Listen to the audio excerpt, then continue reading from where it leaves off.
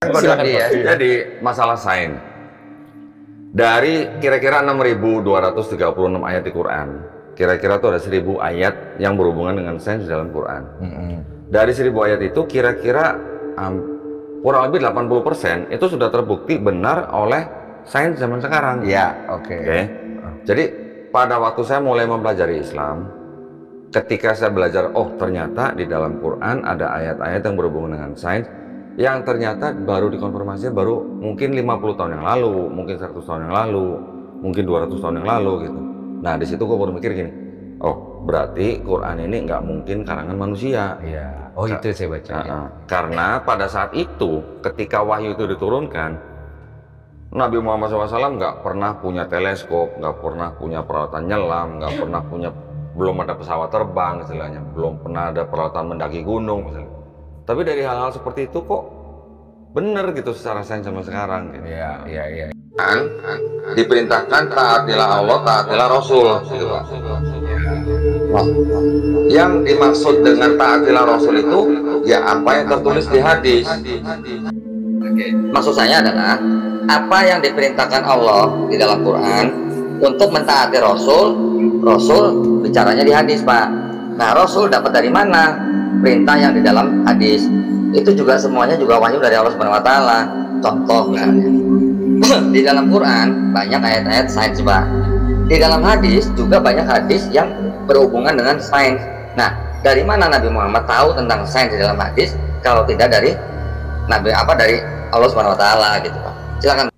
Shalom teman-teman, kembali lagi bersama saya di channel Good News. Di dalam channel ini kita akan membahas tentang iman kekristenan.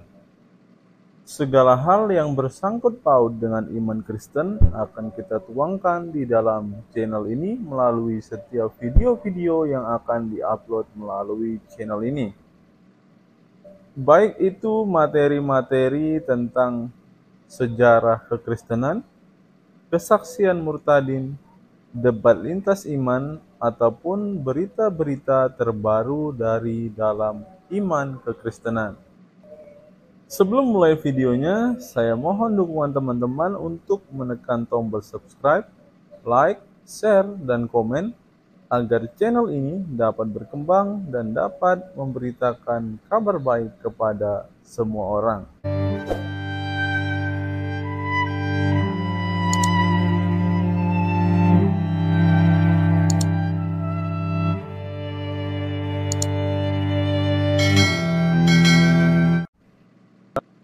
Channel ini mempunyai sebuah program, yaitu program membaca Alkitab selama 1 tahun, di mana di setiap akhir video ini kita akan bersama-sama membaca Alkitab dari Kejadian sampai Wahyu. Dalam 1 hari kita akan membaca sebanyak 3 pasal.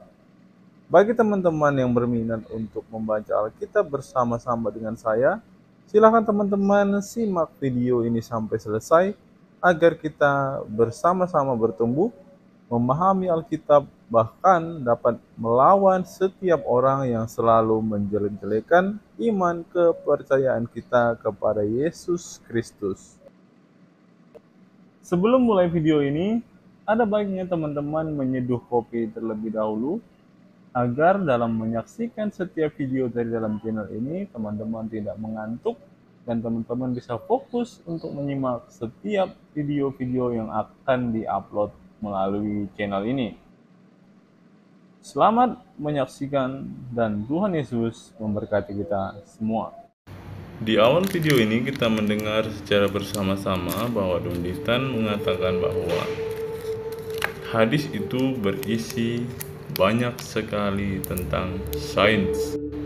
Untuk itu, saya akan menunjukkan kepada Donditan sebuah fakta-fakta dan kebenaran-kebenaran yang tidak diketahui Donditan di dalam hadis yang ia percayai itu.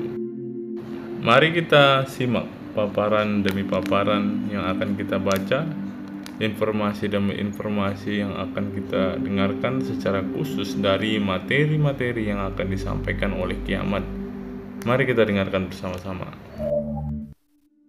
Kalau masih tertutup akal dan pikirannya Memangnya apa enaknya menjadi sesat dan menjadi pengikut penjahat kelamin? Walaupun kemudian berusaha nempel dan berkolaborasi dengan imam Kristen dengan dalih, kami mencintai Isa atau Yesus kalian. Pernyataan ini semuanya omong kosong menurut Kiamat. Semua muslim percaya dengan semua perkataan Rasulullah secara membabi buta, bahkan mereka mentuhankan setiap perkataan Nabi Muhammad. Kita lihat di dalam Quran surah 9 ayat 31. At-Taubah 9 ayat 31, mereka menjadikan orang-orang alim dan rahib-rahibnya sebagai Tuhan selain Allah, dan juga Al-Masih putra Maryam, padahal mereka hanya disuruh menyembah Tuhan yang Esa. Tidak ada Tuhan selain Dia. Maha suci Dia daripada yang mereka persekutukan.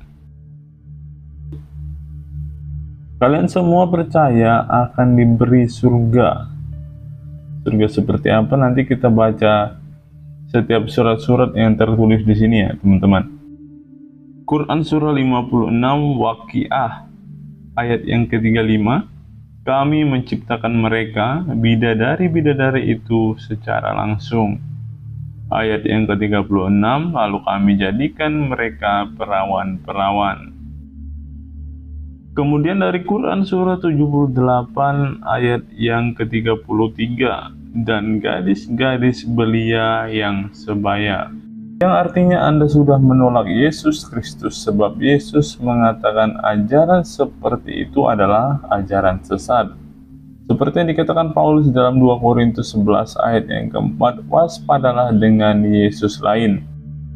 Sebab kamu sabar saja jika ada seorang datang memberitakan Yesus yang lain daripada yang telah kami beritakan, atau memberikan kepada kamu roh yang lain daripada yang telah kamu terima, atau Injil yang lain daripada yang telah kamu terima. Sebab ajaran tersebut dinyatakan terkutuk. Kita bisa lihat di dalam Galatia pasal yang pertama ayat yang ke-6 sampai ayat yang ke-9. Aku heran bahwa kamu begitu lekas berbalik daripada Dia yang oleh kasih karunia, karena Kristus telah memanggil kamu dan mengikuti satu Injil lain, yang sebenarnya bukan Injil. Hanya ada orang yang mengacaukan kamu dan yang bermaksud untuk memutarbalikkan Injil Kristus. Tetapi sekalipun kami atau seorang malaikat dari surga yang memberitakan kepada kamu satu Injil yang berbeda dengan Injil yang telah kami beritakan kepada kamu, terkutuklah dia. Seperti yang telah kami katakan dahulu, sekarang katakan sekali lagi, jikalau ada orang yang memberitakan kepadamu suatu Injil yang berbeda dengan apa yang telah kamu terima, terkutuklah ia. Dan kemudian melakukan pertumpahan darah. Itu ada di Quran surah 8 ayat 12 sampai 13, ayat 17, Quran surah 25 ayat 28, dan hadis Nasai 3991 dan seterusnya. Nanti kita akan bacakan semua hadis dan surah-surah ini, teman-teman. Quran surah 8 ayat 12 sampai ayat yang ke-13. Ingatlah ketika Tuhanmu mewahyukan kepada para malaikat, sesungguhnya aku bersama kamu, maka teguhkanlah pendirian orang-orang yang telah beriman. Kelak akan aku berikan rasa ketakutan di dalam hati orang-orang kafir, maka pukullah di atas leher mereka dan pukullah tiap-tiap ujung jari mereka. Ketentuan yang demikian itu adalah karena sesungguhnya mereka menentang Allah dan Rasul-Nya, dan barang siapa menentang Allah dan Rasul-Nya, sesungguhnya Allah sangat keras siksanya. Kemudian ayat yang ke-17 masih dari surah yang sama, maka sebenarnya bukan kamu yang membunuh mereka, melainkan Allah yang membunuh mereka. Dan bukan aku yang melempar ketika engkau melempar, tetapi Allah yang melempar. Allah berbuat demikian untuk membinasakan mereka dan untuk memberikan kemenangan kepada orang-orang mukmin. dengan kemenangan yang baik. Sesungguhnya Allah Maha Mendengar, Maha Mengetahui. Kemudian dari hadis Sunan Nasai 3991, siapa yang mengganti agamanya maka bunuhlah.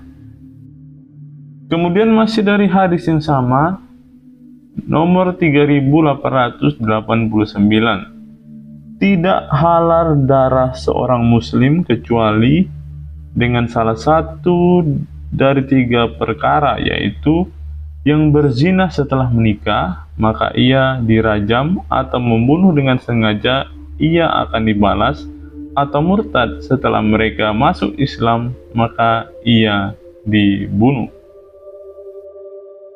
Kemudian dari hadis Nasai 3998, Rasulullah SAW kepada kalian.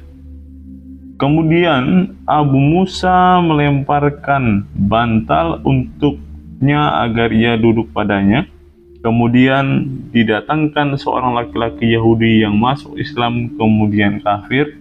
Maka Mu'adz berkata, saya tidak akan duduk hingga ia dibunuh. Keputusan Allah dan Rasulullah sebanyak 3 kali, kemudian setelah dibunuh ia pun duduk. Yang lagi-lagi ini dikatakan sesat oleh Yesus Kristus. Kita nanti bacakan di dalam, kita baca di dalam Yohanes 16 ayat yang kedua. Yohanes 16 ayat yang kedua, kamu akan dikucilkan, bahkan akan datang saatnya bahwa setiap orang yang membunuh kamu akan menyangka bahwa ia berbuat bakti bagi Allah.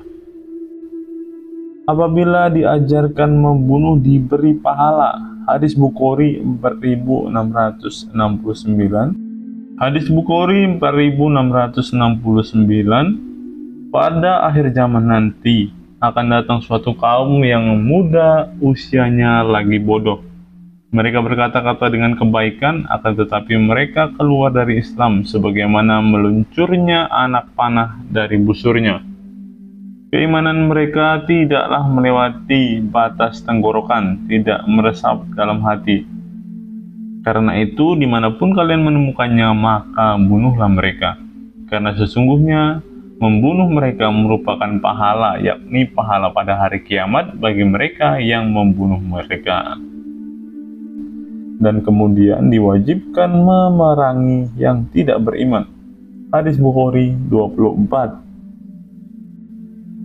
Aku diperintahkan untuk memerangi manusia hingga mereka bersaksi tidak ada ilah kecuali Allah dan bahwa sesungguhnya Muhammad adalah utusan Allah, menegakkan sholat, menunaikan zakat. Jika mereka melakukan yang demikian, maka mereka telah memelihara darah dan harta mereka dariku kecuali dengan hak Islam, dan perhitungan mereka ada pada Allah. Tanpa penolakan kepada Allah dan Muhammad sampai yang kafir itu masuk Islam dan mendirikan sholat. Quran surah 9 ayat 5 dan ayat yang ke-29. Apabila telah habis bulan-bulan haram, maka perangilah orang-orang musyrik di mana saja kamu temui. Tangkaplah dan kepunglah mereka dan awasilah di tempat pengintaian. Jika mereka bertobat dan melaksanakan sholat serta menunaikan zakat, maka berilah kepada mereka. Sungguh Allah Maha Pengampun, Maha Penyayang. Ayat yang 9, mereka memperjualbelikan ayat-ayat Allah dengan harga murah, lalu mereka berulang menghalang-halangi orang dari jalan Allah. Sungguh betapa buruknya apa yang mereka kerjakan.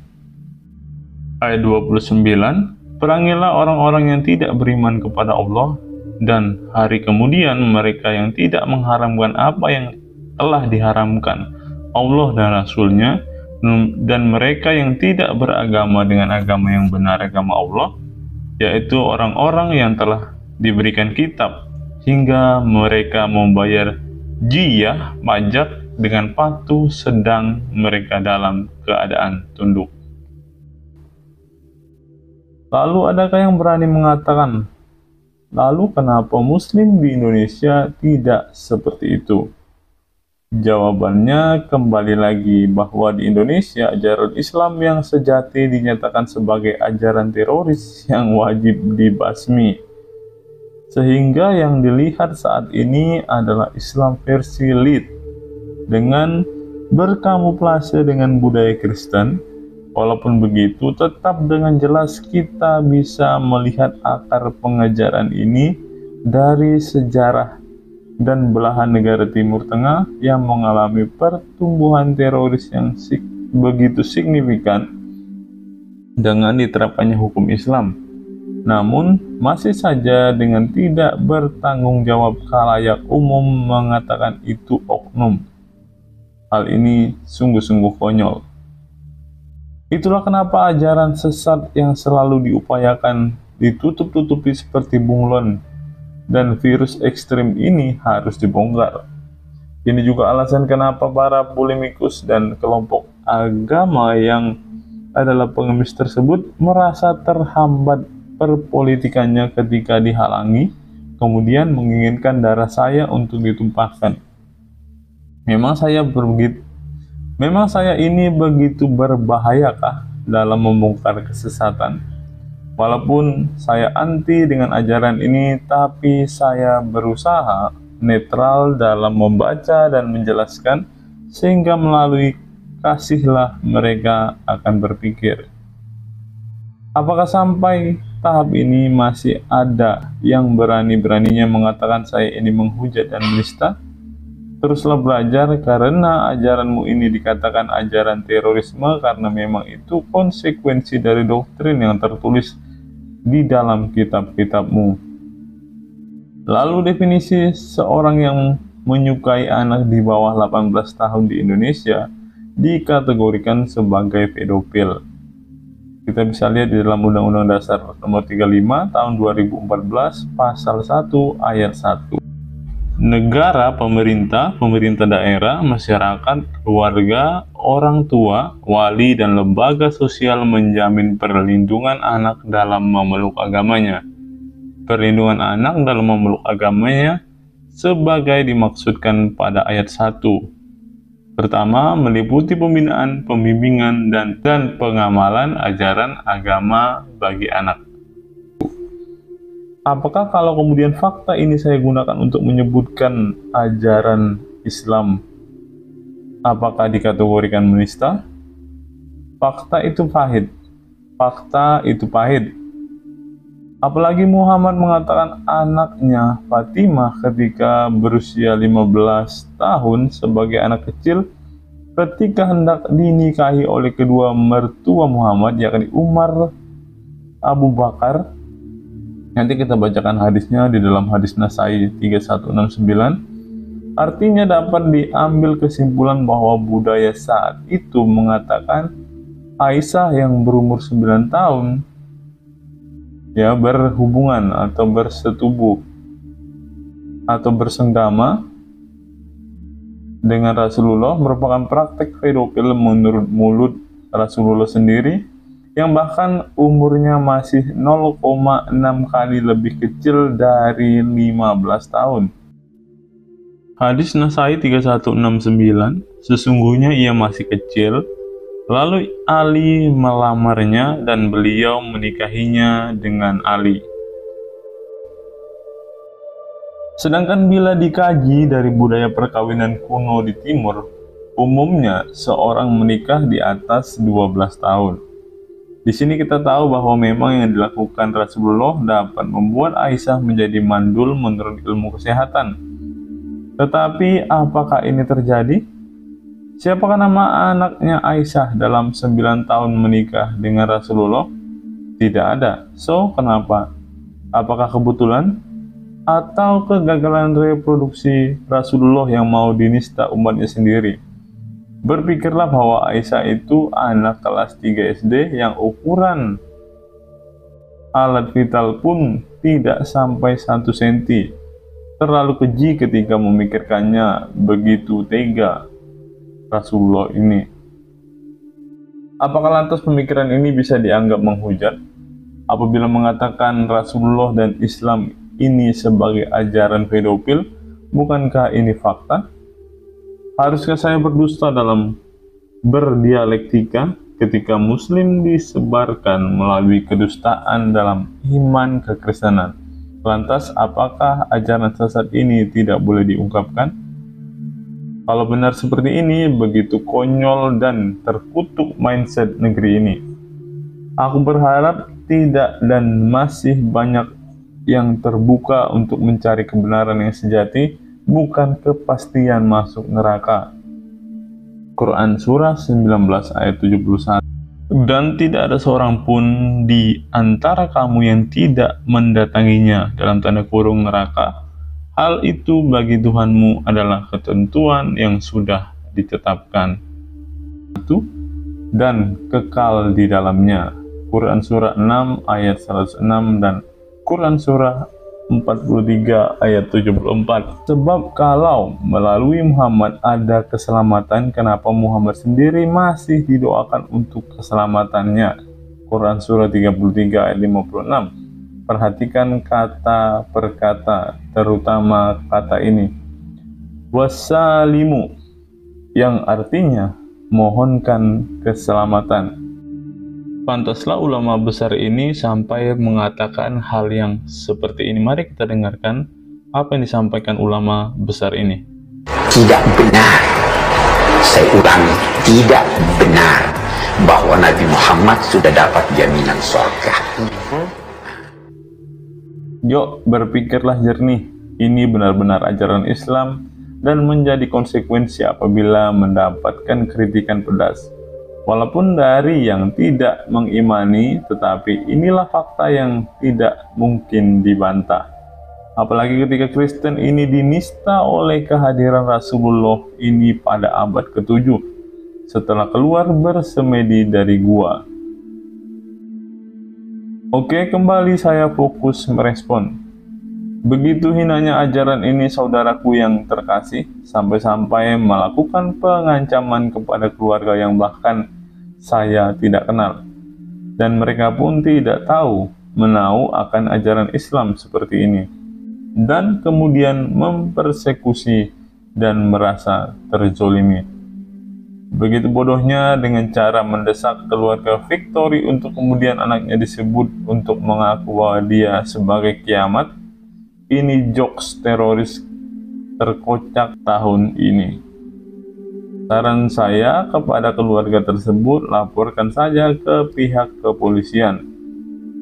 Angkut saja masyarakat yang ikut mendukung, termasuk Pak RT, organisasi seperti ZCC, API, dan seluruh organisasi masyarakat lainnya yang terkait dalam persekusi kepada keluarga yang bersangkutan, untuk kemudian dikenakan segala delik hukum yang berlaku di negeri ini.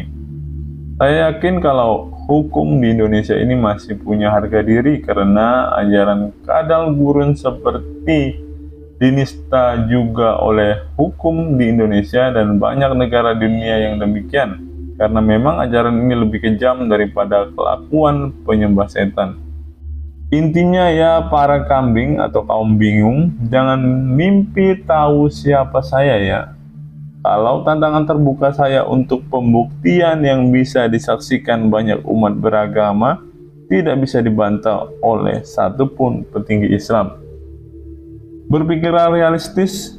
Mau habis-habisan bikin laporan sebanyak apapun dan mencari dukungan kepada siapapun, laporan kalian hanya akan terus dibuang ke kepolisian, karena begitu menjijikkan di mata ahli hukum. Apalagi ketika pemimpin hukum sipil di negeri ini juga menentang ajaran Islam, dari menggauli dan menghamili pembantu, pedofil, persekusi, perdagangan manusia, dan segala kejahatan yang harus diteladani secara sempurna dari Nabi Muhammad. Untuk kalian yang ingin tahu siapa saya, cukup ikuti tantangan terbuka saya. Hai umat Islam, bisakah kalian membuktikan secara ilmiah bahwa saya menghujat? Jangankan open camp, saya akan ikuti apapun yang Islam mau. Jangankan open camp, kasih leher pun saya siap. Ya, kira-kira seperti itulah yang dikatakan oleh saudara kita Kiamat. Kalau saya kabur dalam hal pembuktian ini, gak perlu umat Islam yang kejar. Orang Kristen pun akan kecewa dan berbalik mendukung kalian karena penginjilan saya gak sehat dan gak ada orang yang suka dengan pengabaran palsu. Kalau ada yang gak bersyukur udah dikasih fasilitas demikian dan kebanyakan tapi masih fitnah saya sebagai pemfitnah ajaran agama Islam, fixlah kalau memang dalam Islam fakta itu adalah hujatan, maka haruslah Islam dikabarkan dalam kedustaan. Subhanallah. Oke, sekian tausiah dari saya Kiamat. Kiranya Allah yang Maha Esa, Bapa melalui anaknya yang tunggal dalam persekutuan dengan Roh Kudus menyertai kita semua sampai Maranatha. Amin. Kalau kita menyimak paparan dari Kiamat ini teman-teman, tentunya kita tidak menemukan sebuah sains yang tercatat di dalam hadis dan di dalam Al-Quran, karena isinya adalah sesuatu hal yang tidak masuk akal dan tidak berisi pengetahuan sama sekali. Dari sini kita dapat melihat bahwa apa yang diucapkan Don Ditan di awal video ini tidak sama sekali terbukti, karena Al-Quran dan hadisnya tidak berisi tentang sains sama sekali.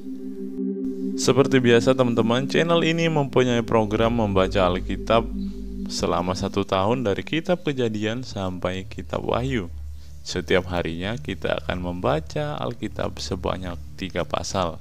Secara khusus pada kesempatan ini kita akan membaca dari kitab Keluaran pasal yang ke-11 sampai pada pasal yang ke-13. Kiranya melalui pembacaan ini kita semua diberkati dan semakin bertumbuh dan berbuah serta berakar di dalam Tuhan. Tuhan Yesus memberkati kita semua. Keluaran pasal 11, tulah ke-10 diberitahukan. Berfirmanlah Tuhan kepada Musa, Aku akan mendatangkan suatu tulah lagi atas Firaun dan atas Mesir. Sesudah itu ia akan membiarkan kamu pergi dari sini. Apabila ia membiarkan kamu pergi, ia akan benar-benar mengusir kamu dari sini. Baiklah katakan kepada bangsa itu supaya setiap laki-laki meminta barang-barang emas dan perak kepada tetangganya, dan setiap perempuan kepada tetangganya pula. Lalu Tuhan membuat orang Mesir bermurah hati terhadap bangsa itu. Lagi pula Musa adalah seorang yang sangat terpandang di tanah Mesir. Dia mata pegawai-pegawai Firaun dan di mata rakyat. Berkatalah Musa, Beginilah firman Tuhan, pada waktu tengah malam aku akan berjalan dari tengah-tengah Mesir, maka tiap-tiap anak sulung di tanah Mesir akan mati. Dan anak sulung Firaun yang duduk di tatanya sampai kepada anak sulung yang duduk sulung budak perempuan yang menghadapi batu kilangan, juga segala anak sulung hewan. Dan seruan yang hebat akan terjadi di seluruh tanah Mesir seperti yang belum pernah terjadi dan seperti yang tidak akan ada lagi. Tetapi kepada siapa juga dari orang Israel, seekor anjing pun tidak akan berani menggonggong, baik kepada manusia maupun kepada binatang, supaya kamu mengetahui bahwa Tuhan membuat perbedaan antara orang Mesir dan orang Israel. Dan semua pegawaimu ini akan datang kepadaku dan sujud kepadaku serta berkata, Keluarlah engkau dan seluruh rakyat yang mengikut engkau. Sesudah itu aku akan keluar. Lalu Musa meninggalkan Firaun dengan marah yang menyala-nyala. Berfirmanlah Tuhan kepada Musa, Firaun tidak mendengarkan aku, supaya mujizat yang kubuat bertambah banyak di Mesir. Musa dan Firaun telah melakukan segala mujizat di depan Firaun, tetapi Tuhan mengeraskan hati Firaun sehingga tidak membiarkan orang Israel pergi dari negerinya. Tentang perayaan Paskah, berfirmanlah Tuhan kepada Musa dan Harun di tanah Mesir, Bulan inilah akan menjadi permulaan segala bulan bagimu. itu akan menjadi bulan pertama bagimu tiap-tiap tahun. Katakanlah kepada segala jemaah Israel, pada tanggal 10 bulan ini, ambillah oleh masing-masing seekor anak domba menurut kaum keluarga, seekor anak domba untuk tiap-tiap rumah tangga. Tetapi jika rumah tangga itu terlalu kecil jumlahnya untuk mengambil seekor anak domba, maka ia bersama-sama dengan tetangganya yang terdekat di rumahnya haruslah mengambil seekor menurut jumlah jiwa tentang anak domba itu. Kamu buatlah perkiraan menurut keperluan tiap-tiap orang. Anak domba itu harus jantan, tidak bercela, berumur setahun. Kamu boleh ambil domba atau kambing. Kamu harus mengurungnya sampai hari ke-14 bulan ini. Lalu suruhlah jemaat Israel berkumpul harus menyembelih pada waktu senja. Kemudian dari darahnya haruslah diambil sedikit dan dibubuhkan pada kedua tiang pintu dan pada ambang atas pada rumah-rumah di mana orang memakannya. Dagingnya harus dimakan mereka pada malam itu juga. Yang dipanggang mereka harus makan dengan roti yang tidak beragi beserta sayur pahit.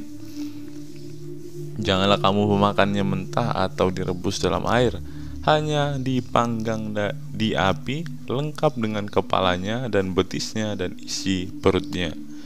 Janganlah kamu tinggalkan apa-apa dari daging itu sampai pagi. Apa yang tinggal sampai pagi kamu bakarlah habis dengan api. Dan beginilah kamu memakannya: pinggangmu berikat, kasut pada kakimu dan tongkat di tanganmu, barulah kamu memakannya. Itulah Paskah bagi Tuhan. Sebab pada malam ini aku akan menjalani tanah Mesir dan semua anak sulung, dari anak manusia sampai anak binatang akan kubunuh, dan kepada semua Allah di Mesir akan kujatuhkan hukuman. Akulah Tuhan. Dan darah itu menjadi tanda bagimu pada rumah-rumah di mana kamu tinggal. Apabila aku melihat darah itu, maka aku akan lewat daripada kamu. Jadi tidak akan ada tulah kemusnahan di tengah-tengah kamu apabila kamu menghukum tanah Mesir. Hari ini akan menjadi hari peringatan bagimu. Kamu harus merayakan sebagian hari raya bagi Tuhan turun-temurun. Kamu harus merayakannya sebagai ketetapan untuk selama-lamanya.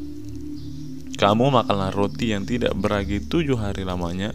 Pada hari pertama pun kamu buanglah segala ragi dari rumahmu, sebab setiap orang yang makan sesuatu yang beragi dari hari pertama sampai hari ke-7, orang itu harus dilenyapkan dari antara Israel. Kamu adakanlah pertemuan yang kudus, baik pada hari pertama maupun pada hari ke-7. Pada hari-hari itu tidak boleh dilakukan pekerjaan apapun. Hanya apa yang perlu dimakan setiap orang itu sajalah yang boleh kamu sediakan.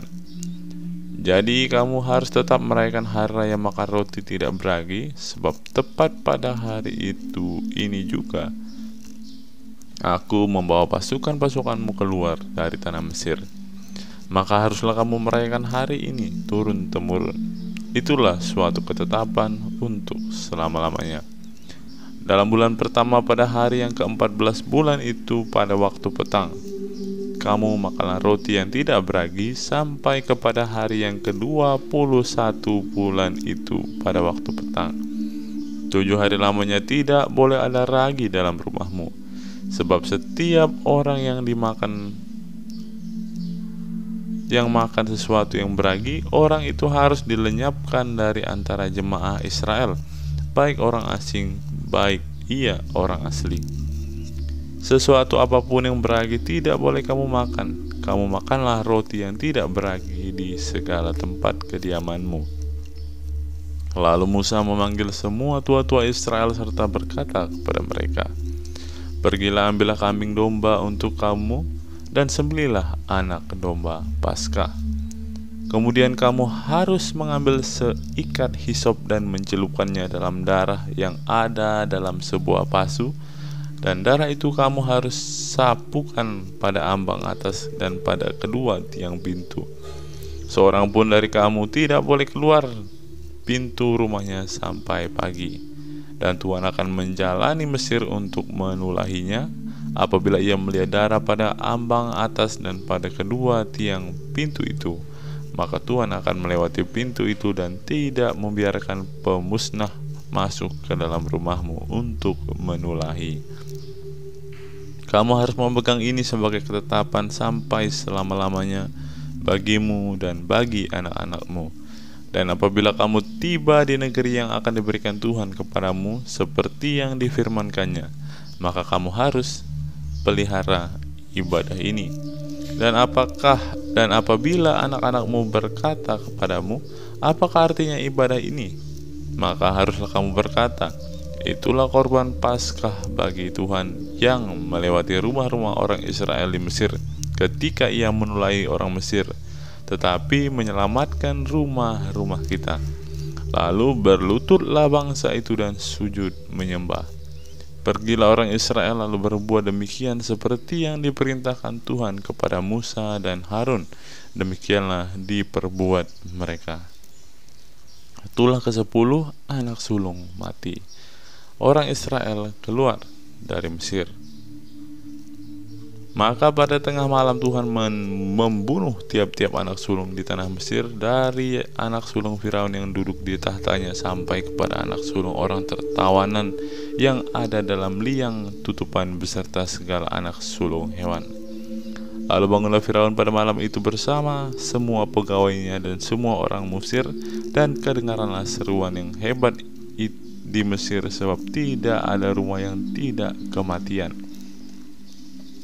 Lalu pada waktu malam dipanggilnyalah Musa dan Harun, katanya, bangunlah, keluarlah dari tengah-tengah bangsaku, baik kamu maupun orang Israel, pergilah beribadah kepada Tuhan seperti katamu itu. Bawalah juga kambing dombamu dan lembu sapimu seperti katamu itu, tetapi pergilah dan pohonkanlah juga berkat bagiku. Orang Mesir juga mendesak dengan keras kepada bangsa itu, menyuruh bangsa itu pergi dengan segera dari negeri itu, sebab kata mereka, nanti kami mati semuanya. Lalu bangsa itu mengangkat adonannya sebelum diragi, dengan tempat adonan mereka terbungkus dalam kainnya di atas bahunya. Orang Israel melakukan juga seperti kata Musa. Mereka meminta dari orang Mesir barang-barang emas dan perak serta kain. Dan Tuhan membuat orang Mesir bermurah hati terhadap bangsa itu sehingga memenuhi permintaan mereka.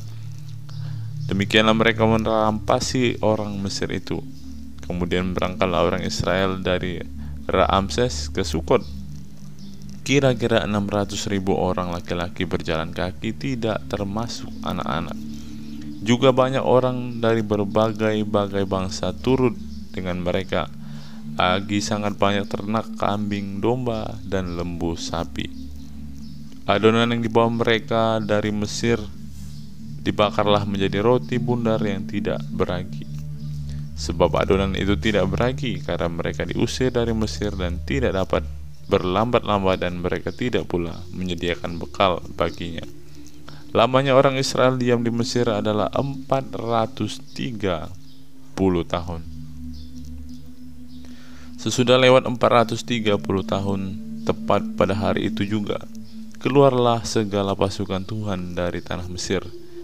Malam itu malam berjaga-jaga bagi Tuhan untuk membawa mereka keluar dari tanah Mesir. Dan itulah juga malam berjaga-jaga bagi semua orang Israel turun-temurun untuk kemuliaan Tuhan. Ketetapan lebih lanjut mengenai Paskah. Berfirmanlah Tuhan kepada Musa dan Harun, inilah ketetapan mengenai Paskah. Tidak seorang pun dari bangsa asing boleh memakannya. Seorang budak belian barulah boleh memakannya setelah engkau menyunat dia. Orang pendatang pun dan orang upahan tidak boleh memakannya. Paskah itu harus dimakan dalam satu rumah juga. Tidak boleh kau bawa sedikit pun dari daging itu keluar rumah. Satu tulang pun tidak boleh kamu patahkan. Segenap jemaah Israel haruslah merayakannya. Tetapi apabila seorang asing telah menetap padamu dan mau merayakan Paskah bagi Tuhan, maka setiap laki-laki yang bersama-sama dengan dia wajiblah disunat.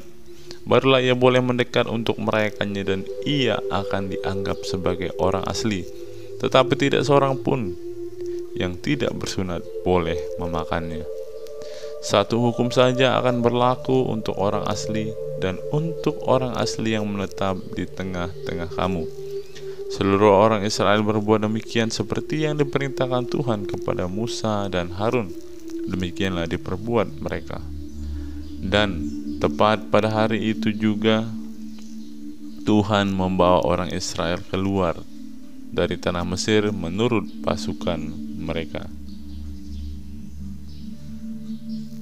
Pasal 13, ketetapan tentang anak sulung. Hari raya roti tidak beragi. Berfirmanlah Tuhan kepada Musa, kuduskanlah bagimu semua anak sulung, semua yang lahir terdahulu dari kandungan pada orang Israel, baik manusia maupun pada hewan. Akulah yang empunya mereka. Lalu berkatalah Musa kepada bangsa itu, peringatilah hari ini, sebab pada hari ini kamu keluar dari Mesir, dari rumah perbudakan, karena dengan kekuatan tangannya Tuhan telah membawa kamu keluar dari sana. Sebab itu tidak boleh dimakan sesuatu pun yang beragi. Hari ini kamu keluar dalam bulan Abib, apabila Tuhan telah membawa engkau ke negeri orang Kanaan, orang Het, orang Amori, orang Hewi, dan orang Yebus, negeri yang telah dijanjikannya dengan sumpah kepada nenek moyangmu untuk memberikannya kepadamu, suatu negeri yang berlimpah-limpah susu dan madunya. Maka engkau harus melakukan ibadah ini dalam bulan ini juga. Makanlah roti yang tidak beragi 7 hari lamanya, dan pada hari yang ke-7 akan diadakan hari raya bagi Tuhan. Roti yang tidak beragi haruslah dimakan selama 7 hari itu. Sesuatu pun yang beragi tidak boleh dilihat padamu, bahkan ragi tidak boleh dilihat padamu di seluruh daerahmu. Pada hari itu harus kau beritahukan kepada anak-anakmu laki-laki, ibadah ini adalah karena mengingat apa yang dibuat Tuhan kepadaku pada waktu aku keluar dari Mesir. Hal itu bagimu harus menjadi tanda pada tanganmu dan menjadi peringatan di dahimu, supaya hukum Tuhan ada di bibirmu. Sebab dengan tangan yang kuat Tuhan telah membawa engkau keluar dari Mesir. Haruslah kau pegang ketetapan ini pada waktunya yang sudah ditentukan dari tahun ke tahun. Apabila engkau telah dibawa Tuhan ke negeri orang Kanaan, seperti yang telah dijanjikannya dengan sumpah kepadamu dan kepada nenek moyangmu, dan negeri itu telah diberikannya kepadamu, maka haruslah kau persembahkan bagi Tuhan segala yang lahir terdahulu dari kandungan. Juga setiap kali ada hewan yang kau punyai beranak pertama kali, anak jantan yang sulung adalah bagi Tuhan. Tetapi setiap anak leda yang lahir terdahulu kau tebuslah dengan seekor domba, atau jika engkau tidak menebusnya, engkau harus mematahkan batang lehernya. Tetapi mengenai manusia, setiap anak sulung di antara anakmu laki-laki haruslah kau tebus. Dan apabila anakmu akan bertanya kepadamu di kemudian hari, apakah artinya itu? Maka haruslah engkau berkata kepadanya, dengan kekuatan tangannya Tuhan telah membawa kita keluar dari Mesir, dari rumah perbudakan. Sebab ketika Firaun dengan tegak menolak untuk membiarkan kita pergi, maka Tuhan membunuh semua anak sulung di tanah Mesir, dari anak sulung manusia sampai anak sulung hewan. Itu sebabnya maka aku bisa mempersembahkan kepada Tuhan segala binatang jantan yang lahir terdahulu dari kandungan, sedang semua anak sulung di antara anak-anakku lelaki ku tebus.